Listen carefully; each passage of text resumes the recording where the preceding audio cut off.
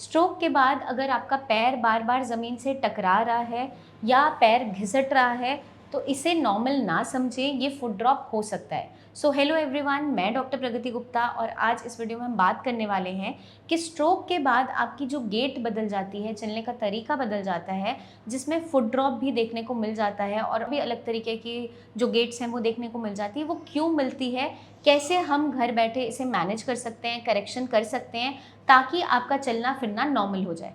जब भी आपको ब्रेन स्ट्रोक आता है, आपके ब्रेन में कोई क्लॉट बना, हेमरेज हुआ, जिसके कारण से ब्रेन ने अपनी कोऑर्डिनेशन खो दी, मसल माइंड जो कनेक्शन है वो नहीं बन पाता, तो चलने का जो तरीका है वो बदलता चला जाता है। कंपनसेटरी इफेक्ट को रखते हुए बॉडी अडेप्ट कर लेती है इस तरीके से चलना, क्योंकि बॉडी को बैलेंस करना है, अपने आप को गिरना नहीं है। तो नॉर्मली जब हम चलते हैं तो हम कैसे चलते हैं, पहले हमारा सोल टच होता है और फिर आपका पंजा उठता है, जो डॉर्सीफ्लेक्शन कंडीशन बनती है। ये नॉर्मल चलने का तरीका है। लेकिन जब भी किसी को स्ट्रोक होता है, अगर ब्रेन के उस हिस्से में जो आपके चलने फिरने के तरीकों को संभाल रहा है, कोऑर्डिनेशन नहीं हो पा रही, ब्रेन तक सिग्नल्स नहीं जा पा रहे, मसल माइंड कोऑर्डिनेशन नहीं बन पा रही, तो उस कंडीशन में फुट ड्रॉप होने लगता है। तो बेसिकली आपने देखा भी होगा क्या होता है कि आपका पंजा इस तरीके से लटक जाता है। जब आप चलते हो तो आपका जो टोज़ हैं वो ऐसे रहेंगे आगे की तरफ।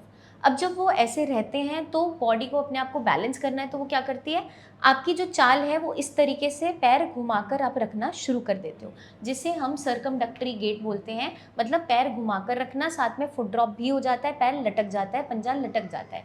इसमें प्रॉब्लम क्या होती है कि आपको बैलेंस ईजिली करना पॉसिबल नहीं हो पाता, क्योंकि ये हमारे नॉर्मल चलने का तरीका नहीं है। इसकी करेक्शन हम कैसे कर सकते हैं? इसकी करेक्शन करने के लिए आप कुछ चीज़ों का इस्तेमाल कर सकते हैं।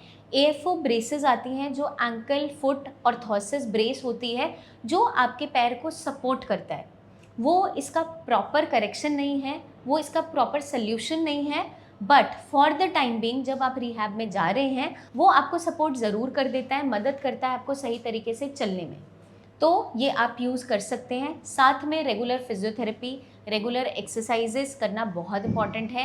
एंकल की मूवमेंट्स, एंकल की स्ट्रेंथनिंग करना, लेग्स की मूवमेंट्स स्ट्रेंथनिंग करना बहुत ज़रूरी है। साथ के साथ हमें क्या ध्यान रखना है कि जो आप स्लीपर्स का यूज़ कर रहे हो, जो आप चलने के लिए शूज़ पहन रहे हैं, वो क्लोज शूज़ हों, और साथ के साथ ओपन चप्पल नहीं पहनना, क्योंकि गिरने के चांसेस बढ़ते चले जाते हैं। और आपका सोल इतना कुशन्ड और ऐसा हो कि स्लिपरी ना हो। तो इन चीज़ों का हमें खास ध्यान रखना है। रेगुलर बेसिस पे हमें एंकल रेजेस, टो रेजेस, ये सारी जो एक्सरसाइजेस है वो करनी है।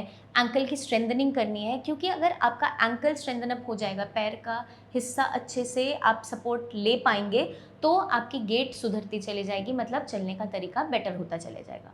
बट ये कैसे होगा? सिर्फ रिहैब इसमें वर्क नहीं करती, माइंड का कनेक्शन बहुत ज़रूरी है। तो मसल माइंड कोऑर्डिनेशन के लिए हमें ब्रेन को मौका देना होता है सिखाने का, वो रेपिटेशन के साथ आता है। साथ में कुछ हर्ब्स, मेडिसिन का रोल भी इम्पॉर्टेंट है, क्योंकि वो ब्रेन को स्ट्रेंथन अप करते हैं, ब्रेन को रिहैब के लिए तैयार करते हैं, क्योंकि न्यूरोप्लास्टिसिटी इनिशियल फेज़ में बॉडी खुद से कर रही होती है।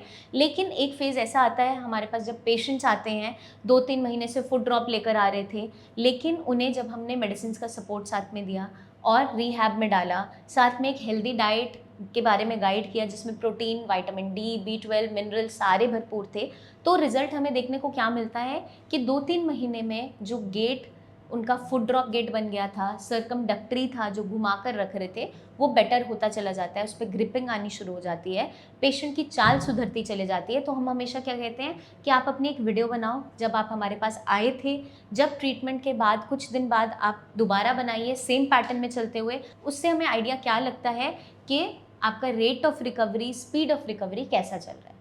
तो मैं उम्मीद करती हूँ ये वीडियो काफ़ी हद तक आपको समझने में मदद करेगी कि स्ट्रोक के बाद अगर आपका पैर बहुत ज़्यादा घिसट रहा है, टकरा रहा है ज़मीन से, तो ये फुट ड्रॉप की कंडीशन क्यों बनती है, कैसे हम घर बैठे इसे मैनेज कर सकते हैं और इससे बाहर आ सकते हैं। आपके माइंड में कोई भी डाउट्स हैं, क्वेश्चंस हैं, क्वेरीज़ हैं स्ट्रोक को लेकर या फुट ड्रॉप कंडीशन को लेकर या अपने चलने के तरीके को लेकर, तो कमेंट करके आप हमसे ज़रूर पूछिए, या स्क्रीन पर दिए गए नंबर्स पर हमारी टीम ऑफ डॉक्टर से आप कंसल्टेशन भी ले सकते हैं। पर्सनली आप मिलने आना चाहें तो ओपीडी विजिट भी कर सकते हैं।